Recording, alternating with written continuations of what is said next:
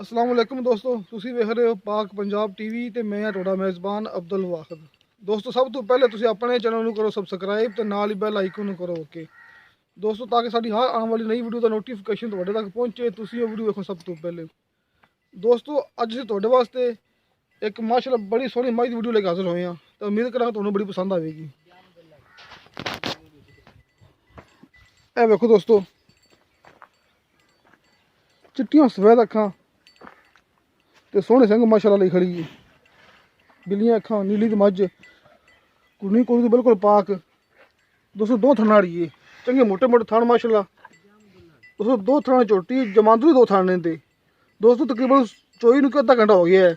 ਦੋਸਤੋ, ਅਸੀਂ ਚੋਣ ਤੋਂ ਬਾਅਦ ਦੀ ਵੀਡੀਓ ਬਣਾਈ ਜਾਂਦੇ ਹਾਂ।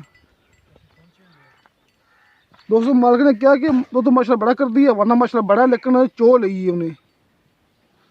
ਅਸੀਂ ਥੋੜੇ ਲੇਟ ਹੋ ਗਏ ਹਾਂ ਤੇ ਮੱਝ ਮਾਲਕ ਨੇ ਚੋ ਲਈ ਹੈ। ਦੋਸਤੋ, ਬਿਲਕੁਲ ਬਰੀਕ ਚਮੜੀ ਦੀ ਮੱਝ, ਧੂਣੀ ਕੋਲ ਤੋਂ ਬਿਲਕੁਲ ਪਾਕ ਨੀਲੀ ਦੀ ਮੱਝ। ਇਹ ਵੇਖੋ ਦੋਸਤੋ, ਮੱਝ ਦੇ ਜਮਾਂਦਰੂ ਦੋ ਥਣ ਨੇ, ਤੀਸਰਾ ਸੂਆ ਸੂਈ ਹੈ। ਥਣ ਫਿਰ ਵੀ ਮੁੱਠ ਪਾਰ ਤੇ ਮੋਟੇ ਮੋਟੇ ਥਣ ਨੇ, ਜਿਹੜਾ ਕਿ ਦੁੱਧ ਵਾਲੀ ਮੱਝ ਦੀ ਨਿਸ਼ਾਨੀ ਹੁੰਦੀ ਹੈ।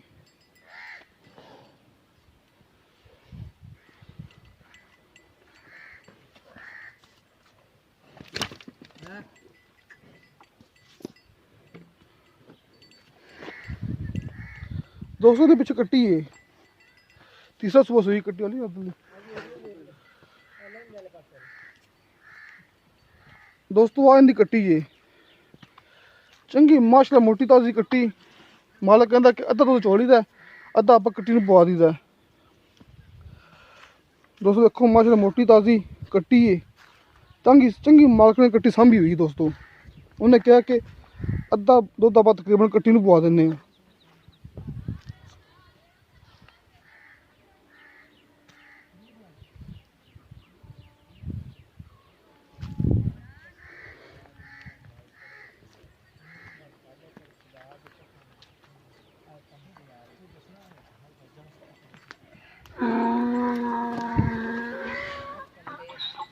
ਦੋਸਤੋ, ਮੱਝ ਦੇ ਜਮਾਂਦਰੂ ਦੋ ਥਣ ਨੇ।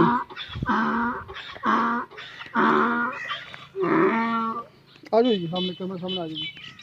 अस्सलाम वालेकुम जी। अस्सलाम। ਭਾਜੀ ਕੀ ਨਾਂ ਜੀ ਆਪਣਾ? अली शेर जी। ਅਲੀ ਸ਼ੇਰ। ਅੱਛਾ, ਮੱਝ ਆਪਣੀ ਕਰਦੀ ਹੈ ਨਾ? हाँ जी, कर दी। ਕਿੰਨਾ ਸੂਆ ਸੂਈ ਹੋਣੀ ये जी तीजा सूआ हुन सही। ਤੇ ਸੂਈ ਨੂੰ ਕਿੰਨੇ ਦਿਨ ਹੋ ਗਏ ਨੇ? ये 1 महीना होया। ਇੱਕ ਮਹੀਨਾ ਸੂਈ ਨੂੰ ਮੱਝ ਨੇੜੇ ਆ ਜਾਓ, ਚਲਦੀ ਵੀ ਨਾ ਵੀਡੀਓ।